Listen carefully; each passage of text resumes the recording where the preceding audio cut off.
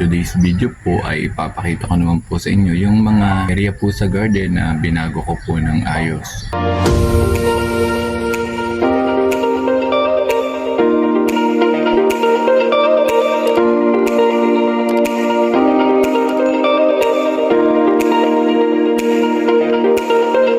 Hello po mga kaibigan, ang araw po again sa inyong lahat. For today's video po ay ipapakita ko naman po sa inyo yung mga area po sa garden na binago ko po ng ayos para mas maganda pong tingnan o baka po mas magugustuhan din ninyo.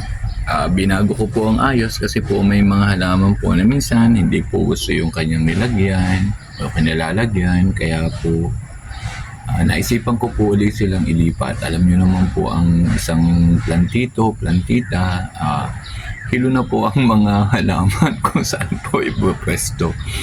Paiba-iba po ng tayo. Kung nakakita po sa ng area na mas magandang tingnan, doon po nililipat. Kaya po mababaliw po ang mga halaman at sila po ay hilong-hilo na rin. Kung gaano po kahilo ang nagtanim, ay ganoon din po ang halaman.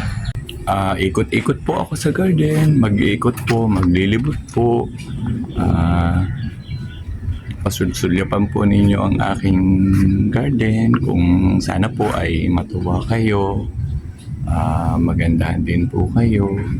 Kung may balak po kayong mamasyal at mapag-away po kayo ng Batangas, pwede po kayo ditong pumasyal. Welcome po kayo. Ito po yung aking pong simpleng garden. Ayan. Mukha lang pong malaki ang area pero maliit lang po yan. Malaki lang po sa video. Ayan. Sana po ay natutuwa kayo. Hindi po kayo nahihilo sa aking paglakad. Gusto ko lang po kayong ilibot at nang makita po ninyo din naman ang aking garden na lagi pong nakakikita nyo sa video. Ayan. So ito po, yun po ang aking mini pool.